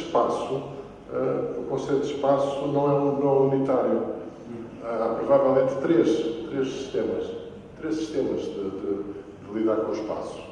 Há um sistema de espaço à distância, que nasceu muito mais tardiamente do que os outros, que corresponde à necessidade de ter começado a correr atrás dos animais e de ter feito a postura ereta e de começar a ver ao longe. Esse é um sistema independente do sistema de espaço próximo, e o terceiro sistema ainda do espaço que está atrás imaginado, o que eu imagino que está atrás de mim. Portanto, isso depende de três sistemas diferentes do cérebro. Nós estão todos no mesmo sítio. Tal como depois o sistema de orientação que está sobre esses e que são as células GPS, que deram um prémio Nobel e que permitem perceber a orientação da pessoa no espaço. Portanto, são tudo várias peças que estão um pouco separadas e pegando nas situações patológicas, permite-nos ver as dissociações que podem surgir dos sistemas independentes e as modulações que o cérebro faz para se adaptar à realidade. Portanto, torna-se às vezes muito difícil criarmos universais de interpretação das coisas quando o cérebro é muito plástico, muito adaptativo e, portanto, pode fazer as coisas de maneiras diferentes e adaptar-se de maneira diferente. Esse é um ponto que eu acho que pode ajudar o Belém a discutir esta discussão. Já agora, tomar a decisão, deixa-me depois tomar a decisão. Bem, do ponto de vista, e vou abordar a questão só do ponto de vista ético, nessas questões mais profundas, não é? Mas, de facto, a ética deve acompanhar o desenvolvimento tecnológico e o desenvolvimento da sociedade. Não conto cá que nos guarda, mas alguém que deve perguntar para que serve e porquê esta realização. É verdade que, quando falamos de uma era digital, eu creio mais do que nunca estamos na altura. Se no passado foi necessário criar uma ideia ou um neologismo, uma prática, uma ética aplicada à prática médica, talvez hoje seja necessário a criação de uma ética digital, a criação de um campo específico para trabalhar a ética digital, como já se fala na neuroética, como se fala na ética, enfim, começamos a compartilhar a ética, quando a ética tem um peso fundamental e a ética ponto. Não é? Mas preocupa-me, de facto, do ponto de vista ético, se hoje estou aqui sentado e com uma realidade virtual e aumentada, eu estar a olhar para vós e estarmos a ver nus. Que é possível. Preocupa-me, de facto, esta possibilidade do avanço tecnológico do ponto de vista da era digital e até quântica, eu estar aqui sentado com uma lente no olho e poder ver e entrar na intimidade ou na privacidade total da pessoa. Mas são os caminhos que o problema não está no avanço da técnica, está no uso como fazemos a técnica. E aquilo que não é ao usamos, já dizia a propósito de um livro de Anton Spadar sobre, enfim, as tecnologias, em que o problema não está na tecnologia, existir ou não, mas no modo como a utilizamos. De facto, isto é sempre um bocado ambivalente. Eu recordo-me, em tempo estava a dar uma aula, enfim, assim no fundo da sala, tinha alguém com um auricular no ouvido e um computador ligado, e, enfim, assim, o aluno não se percebeu, e eu fui por lá acima, lá ao auditório, e ele estava com o seu computador ligado, e do outro lado, na tela, no tátil do computador, estava uma mulher. E eu então, estás aqui, não é aula, estás-me aqui. Professor, eu essa a única possibilidade que tenho de falar com a minha mãe. E a esta hora da manhã é esta hora que ela está acordada. Isto é, eu estava via Skype, numa aula, que não queria perder a aula, a falar com a mãe que estava lá do outro canto do mundo. Talvez foi um clique, do ponto de vista de perceber, do ponto de vista ético, muitas vezes as tecnologias. Hoje as tecnologias já são uma extensão do nosso corpo. E se perguntar aqui quantos é que não têm telemóvel, se calhar conta-se pelas mãos dos dedos, pelos dedos das mãos, que já todos temos. Portanto, a tecnologia vai entrando em nós, como entrou a eletricidade em nossa casa, como entrou o fogão elétrico, como entrou a máquina de lavar, como entrou uma série de componentes elétricos na nossa casa e nós não vamos para ela. E o digital vai entrar. O problema não é na questão digital, no virtual, que se torna real, mas é como vamos utilizar, do ponto de vista ético, estas ferramentas que estão ao serviço do homem. E nunca pode ser o homem ao serviço da tecnologia.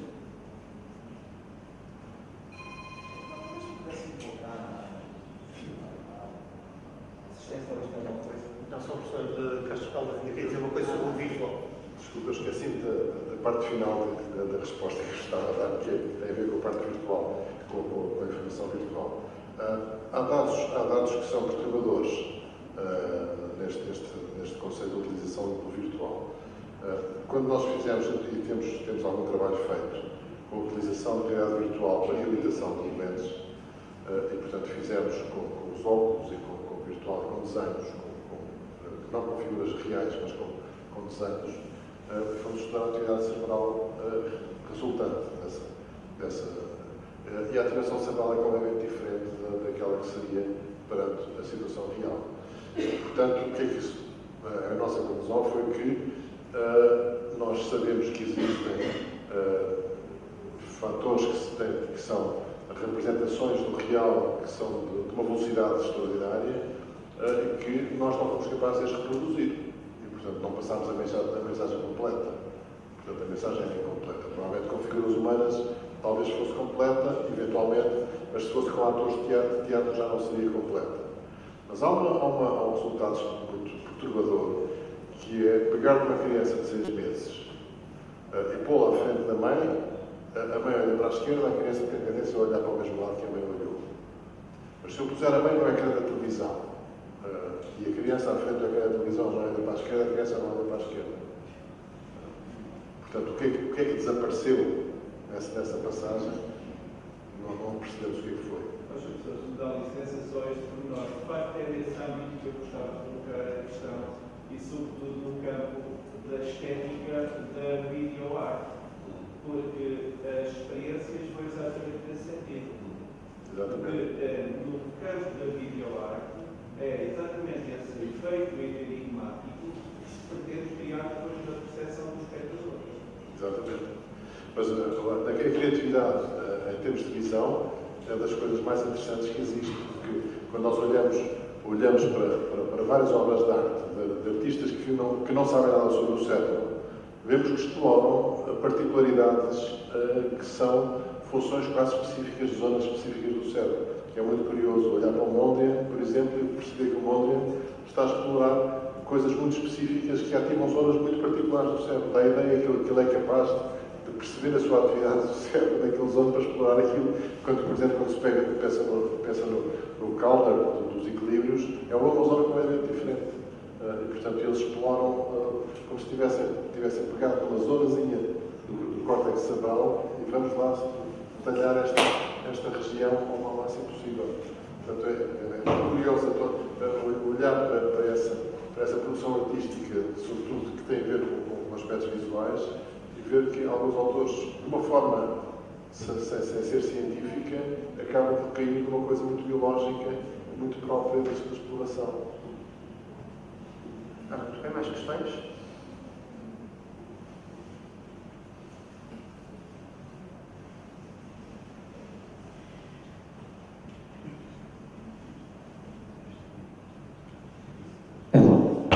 Obrigado. Falou acerca do o homem ter uma constituição biológica e o homem é um ser de desejos. Talvez possa clarificar, porque realmente talvez possamos notar que há desejos biológicos de sobreviver, comer, dormir, viver para a sobrevivência, mas também há outros desejos de beleza, talvez de outra natureza, não biológica, e são desejos éticos. Talvez são desejos biológicos ou de uma outra natureza. Talvez desejos biológicos, às vezes, temos de identificar como impulsos. E, por exemplo, impulsos para comer, para beber, para fumar, que são detrimentais para a vida individual. Como podem controlá-los? Este poder de controle vem da natureza biológica ou vem de uma natureza mental? E qual é a natureza que realmente leva o indivíduo a aspirar a ética?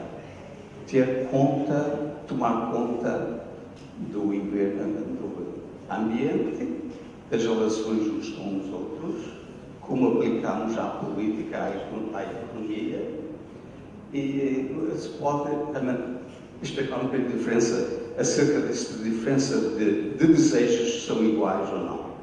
E também vou dizer que podem explicar um bocadinho a nível cerebral, como eles atuam a nível cerebral, um bocado mental.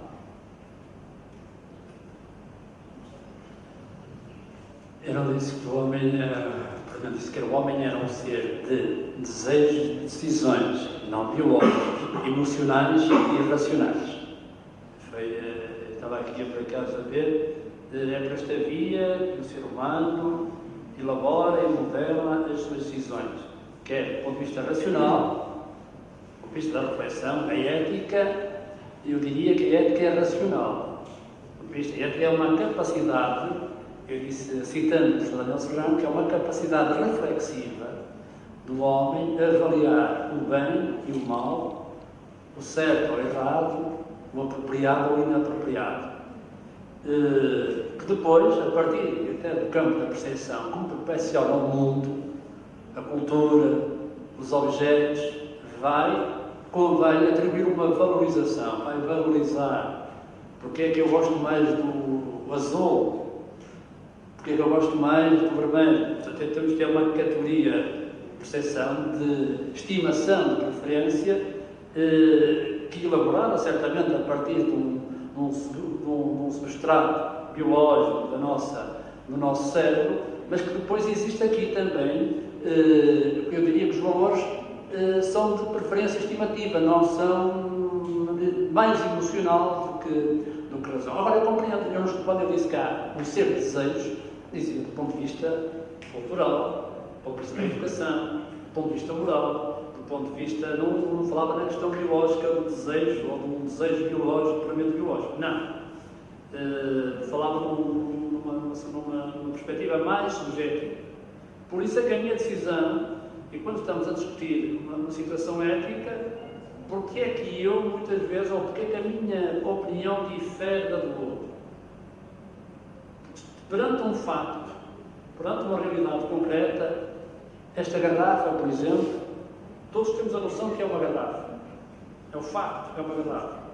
Mas eu vou atribuir, se calhar, a esta garrafa, ou ao conteúdo da garrafa, valorizações diferentes, mediante a percepção e a valorização que eu faço a esta garrafa.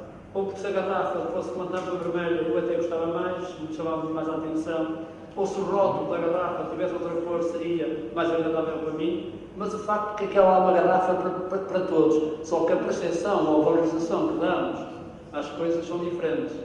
E, portanto, quando eu falei aqui no desejo, não tanto no desejo biológico, no desejo do homem, nesta ânsia do homem, nas decisões que toma e nesta ânsia do homem ter o poder e ao fim e ao cabo, dominar não só, neste caso também num contexto da natureza, dominar a natureza em vez de cuidar da natureza. E eu falava aqui num contexto também deste desejo do homem atingir e chegar à imortalidade, era nesta vida. Não um desejo biológico, puramente. Subjetivo, claro. Há uma diferença Sim, claro. Sim. de nível Sim. e de nível. Sim, não é? São coisas diferentes, certo? Bom, eu acho que, sem dúvida, que o conceito de desejo só por si tem que se perceber do que é que estamos a falar, porque há desejos que são leituras do corpo, o apetite, a sede, etc. São leituras conscientes que fazemos do corpo e, portanto, que temos, mas depois há, de facto, outras coisas que são resultantes de fatores culturais. E não só fatores culturais, como de um fenómeno. O cérebro não é muito inteligente, o próprio, porque se houver qualquer coisa que seja muito frequente, ele acha que é importante. Porque o que é frequente deve ser valorizado mais. E, portanto, um fenómeno que ocorra com alguma frequência cria desejo quando é interrompido. E, portanto, isso é condicionamento. E, portanto, o cérebro responde também ao condicionamento. Está, por exemplo, o que acontece com o jogo. A pessoa que joga, quanto mais joga, mais vontade tem de jogar. Porque o cérebro acha que aquilo é muito importante para ele. E, portanto, obriga a pessoa a ter esse desejo. Por outro lado, é possível só para aqui tornar as coisas mais complicadas, em determinadas circunstâncias, se aumentar a dopamina de algumas personalidades, elas ficam dependentes do jogo, começam a jogar. E ficam com uma dependência terrível. Os doentes com doença de Parkinson muitas vezes ficam dependentes do jogo por causa do tratamento com dopamina. Não temos tradição de jogo. Portanto, há coisas que são muito biológicas e muito básicas. Agora, da estética, muito provavelmente poderá ter alguma coisa a ver com frequência. Acredito que sim, porque na educação as coisas frequentes ficam marcadas e, portanto, dão um sentimento de desejo. Toca uma música, etc., vai ficando. E essa é cultural, mas por repetição e por aprendizagem. Professor, como é que queria que as pessoas temos um ruído incomodativo frequente, nós temos exatamente o oposto, não damos importância. Então, como é que é a passagem? Não, porque tem que ativar as zonas de prazer ou de desprazer, naturalmente. Tem esse aspecto. Nós temos que fazer.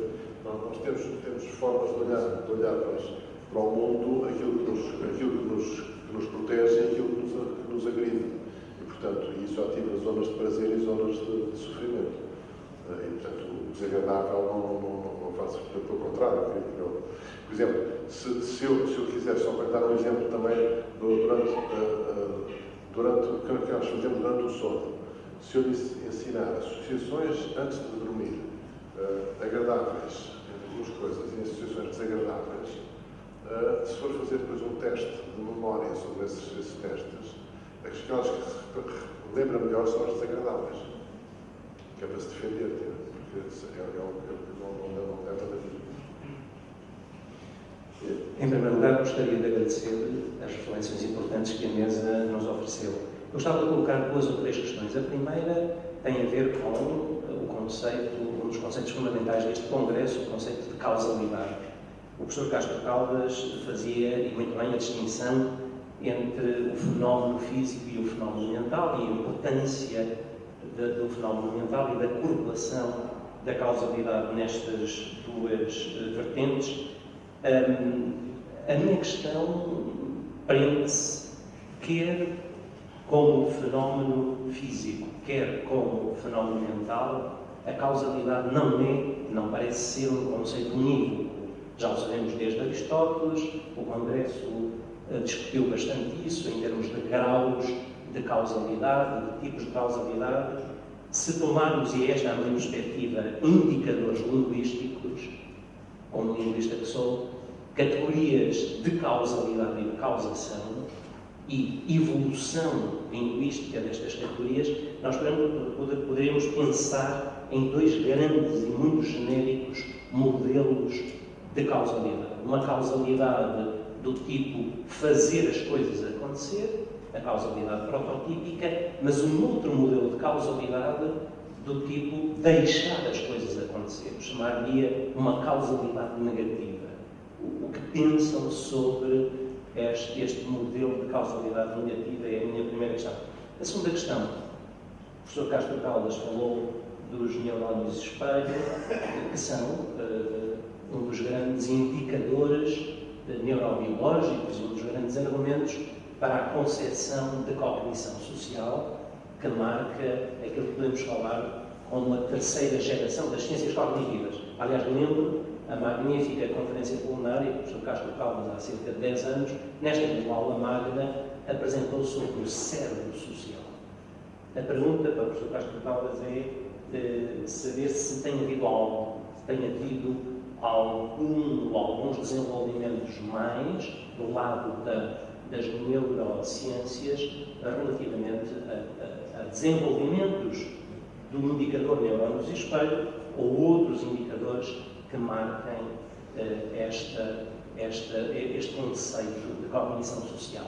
E este propósito também um salto, digamos, qualitativo na compreensão da mente humana, de uma cognição corporizada, de que o professor António Augusto Videira falava, embodied mind, para uma cognição social. E a terceira, e muito rapidamente, relativamente aos mecanismos de percepção, que são transversais, por exemplo, a várias capacidades cognitivas, percepção, mas também atenção e linguagem. Nós encontramos estes mecanismos como estruturantes e configurantes em diversas capacidades cognitivas.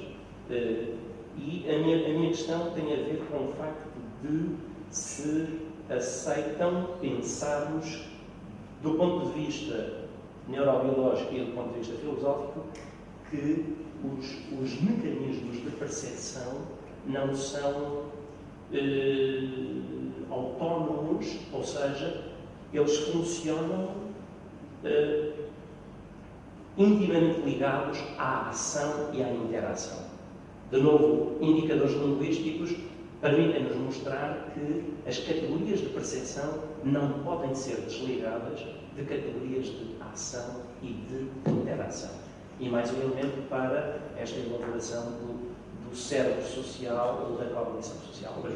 Se me é permitido juntar aqui uma outra variável, é a seguinte, que eu gostaria de juntar. Quando o professor Castro Caldas falou da questão do trabalho protocognitivo e, portanto, independentemente do mundo externo, e, portanto, ou tentando ligar isso de alguma maneira com a liberdade, o criativo, o que seja aqui, também na percepção há uma lente especial que são os conceitos com que percepcionamos as coisas. E os conceitos não saem diretamente da coisa percepcionada. Bom, e agora tínhamos aqui um problema de teoria de conhecimento, porque o conceito de quadrado, tal como nós o pensamos, para falar do computador quadrado, não saiu diretamente do quadrado. E já há aqui um elemento no próprio conceito que não sai diretamente do mundo. Portanto, também aqui, ou pela via platónica, pressupomos um mundo de ideias interior, a priori à experiência, ou pela via aristotélica, pressupomos um processo qualquer de abstração, etc. Mas, em todo caso, no conceito, no estabelecimento do conceito e na percepção das coisas através de conceitos também, pois, quando digamos, temos aqui já um problema que também é, parece-me, relativamente separável, pelo menos formalmente, do mundo externo. Eu gostaria, se pudesse também abordar este tema, e o professor Augusto Passos Vieira também, eu apreciaria muito. Obrigado. Ok, vou pedir só respostas telegráficas, porque o professor Carlos Caldas já tem que se ausentar dentro em breve. Então, muito brevemente, que a percepção pode ser gerada por conceitos. Dou-lhe um exemplo da patologia, as alucinações. As alucinações são percepções e não existe realidade. Não só isso, como o sonho, volta à ideia do sonho. E quando as pessoas, por exemplo, há uma ideia muito curiosa, que as pessoas acham que há percepções quase morte. As percepções quase morte são todas geradas pelo cérebro. Quando a pessoa se vê sair do corpo, isso corresponde a uma zona parietal em que a pessoa vê de facto o seu corpo a sair, como se estivesse a sonhar com ela própria, como acontece. Portanto, podemos gerar as imagens cá dentro à vontade. O ponto em relação ao que é que nós podemos acrescentar mais dos neurónios espelho. Havia muita ideia, de facto, de que o neurónio espelho foi estudado por primatas da intenção do movimento. Portanto, o movimento transitivo era aquele que é mais trabalhado pelos primatas. Nos humanos, há também o movimento intransitivo. Portanto, há a leitura do movimento intransitivo. E isso é que permite a compreensão de novas ideias e novas capacidades. Um bom exemplo é o que se passa com o tocador de piano. Tocar piano. Um pianista a ouvir tocar piano ativa as zonas motoras responsáveis pelo movimento das teclas. O não músico a ouvir o pianista não ativa nada disso. Portanto, não tem essa memória, não criou esse movimento. Por outro lado, não se pode falar, de facto, da sensação e a percepção. A sensação e o movimento são unidos. Não existe sensação sem movimento. Portanto, é sempre sensorial motor. Pode ser que o movimento esteja bloqueado, não seja possível, mas o movimento faz parte integrante da sensação, de todo o córtex sensorial que está metido na parte posterior do cérebro, está completamente articulado com o sistema motor. E, portanto, está sempre a ser ativado o sistema motor, sempre que não só para a pesquisa, para fazer as pesquisas e entregar informação, como para preparar respostas, para fazer uma leitura interna do que está a ser feito. Então, respostas telegráficas, Twitter. Twitter está na moda, infelizmente. Vamos lá, então. Eu diria que, por um lado, assim, baseando no Hilo, né? Eu vou continuar sendo porta-voz do Hilo. Os mecanismos são, de fato, não estão ligados a essa interação, mas no caso dele também a intenção. Acho que no caso dele também é uma questão da intenção. Na medida em que, para ele, em que pese o fato de ele visar a determinação de uma cognição coletiva, essa cognição coletiva não poderia, de forma alguma, suplantar ou fazer com que a dimensão individual fosse esquecida. O que ele quer é como que estabelecer uma relação, uma interação entre essas duas dimensões. Né? Com relação ao que o Padre Álvaro disse, eu diria que se há uma moral aqui, né, isso é o exemplo do Hillel, a moral aqui, é moral porque eu estou sendo muito sintético, não há nada no mundo que obrigue a espécie humana a afirmar que a geometria euclidiana é uma geometria do mundo natural. Portanto, pareceu-me ser um pressuposto do pensamento do Padre Álvaro, o problema da geometria. E voltamos ao problema dos conceitos. Sim, mas não que os conceitos sejam impostos pelo mundo. Pois, exatamente, mas era o que eu estava a dizer, é que nos conceitos, para você falar de coisas reais, precisa de conceitos. E nos conceitos já estão coisas que não nascem diretamente. Sem microfone. Da percepção real dos mundos, não é? É que precisa da ideia de quadrado, que não está em lado nenhum, para falar de uma coisa quadrada. Quando interage com o mundo, interage com uma lente especial que se chama conceitos, que o cérebro produz, não sei como, mas produz, que nós produzimos conceitos, razão, e é aqui o problema. Portanto, a ideia é antes da ideia, depois da ideia. Há duas hipóteses, pela via platónica e Pela via aristotélica. Mas posso acrescentar é que, de facto, sabemos que as crianças vão aprender a ler cada vez mais cedo, o que significa que há um autor epigenético que inclui depois na própria organização do cérebro pressupostos de aquisição de informação já mais desenvolvidos. Portanto, pode estender isso até ao conceito. Já temos conceitos prévios que só são preenchidos pelo bem que vai acontecer. Mas os conceitos depois vão ter que ser ensinados culturalmente. Porque a pessoa não aprende de outra maneira. Temos que transmitir. E esse, voltamos outra vez. Mas o Hillel não concordaria com essa sua afirmação final. Antes da ideia, antes da palavra, há o conceito, já há a ideia. Ora, muito bem, o Padre Bruno já está ali a fazer a final, temos que encerrar. Queria agradecer ao professor Ribeiro, ao professor Carlos Gomes e ao professor Castro Caldas as suas intervenções e a disponibilidade de responderem às questões e pedir ao Padre Bruno que viesse fazer o encerramento da sessão.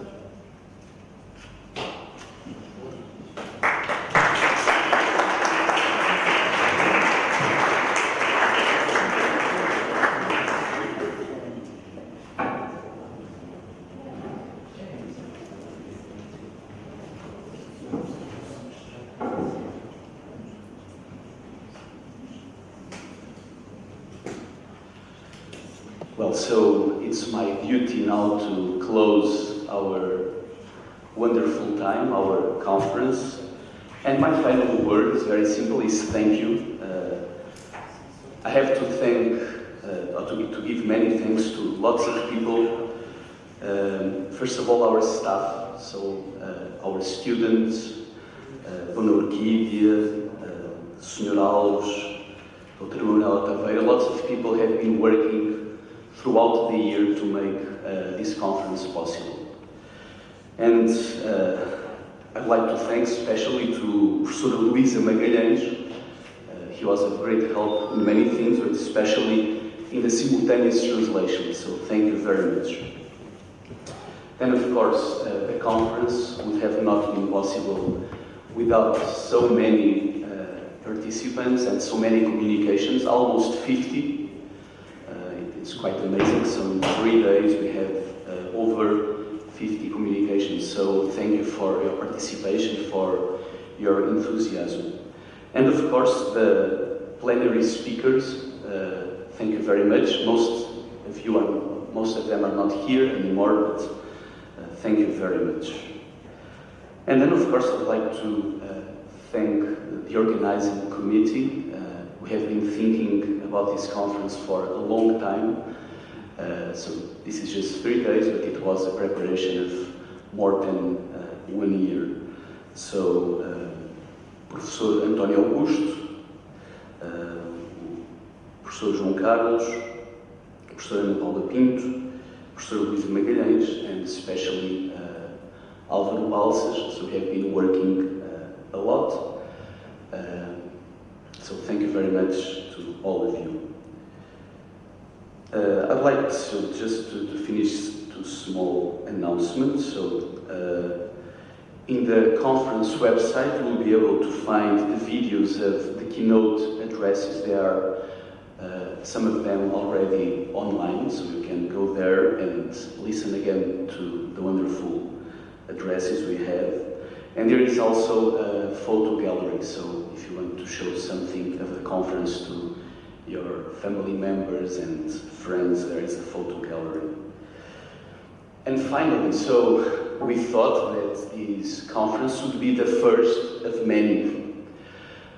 So we have been collaborating with Rio de Janeiro, especially with the group of Professor António Augusto Videira, and we thought that we would organize a conference like this every 2 years. Here, then in Rio, then again here. So I believe that Professor António Augusto and his team, they will start working on the conference that will take place somewhere in Brazil in 2020. So, and then in 2022 we'll come back here.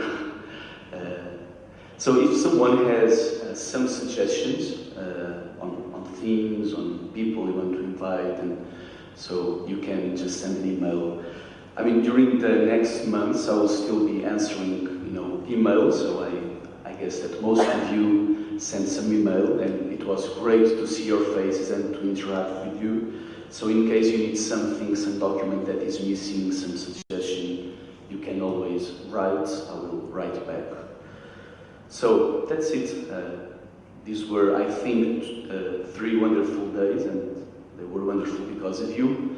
So thank you very much. I wish you a safe trip and all the best for your lives and your career.